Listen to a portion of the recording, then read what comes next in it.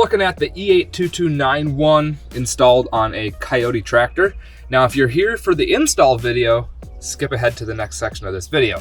If you're here to learn about the cover, tune right in because I'm going to teach you about it. These covers are designed specifically for these seats. As you can see, it fits perfectly. Now, some of the features of this cover are it's waterproof. So that way, if you're driving your tractor and you fumble your Folgers early in the morning, the only thing getting wet is your pants. The seat will not. Also, it is almost impossible to destroy.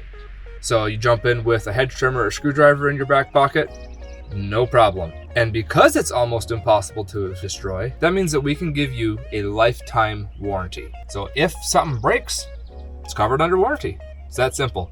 And my favorite part, completely made in the USA. Now, let's take a look at what you're going to get in the package when these babies show up on your step. When you unpackage your E82291, you are going to get 3 pieces. The seat bottom cover, along with the string lock. I'm going to take that off right now because we'll need that later. And the seat back cover. Now we're going to install the seat back cover first. So we'll get the bottom up out of the way. And then I'm going to slide the seat forward solely because it makes it easier to work on. I'm going to undo all of those flaps, and then it goes over top of the seat like this. And then you're going to want to make sure you have these 2 short flaps down the front, because if you don't, that means you have it on backwards and it won't fit. So now what I've done is just pulled it over top of the seat, making sure that the seams in the cover here line up with the seams on the sides of the seat. And then what we're going to do is take these flaps and push them right through between the back and the bottom. It's a little bit tight, but you can get it pushed through there. So what I did right there, I just put my hand on top of this flap, and then as I pushed it through, I just squished that bottom seat cushion down, and that let me push my hand through there. There we go. So making sure that the front looks nice and smooth. Now what I'm going to do is take those 2 flaps, pull them as tight as I can, and stick them up onto the back of the cover, like that.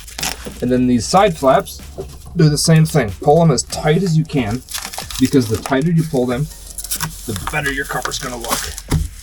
There we go. That's the back completed. Now the bottom is going to be very similar.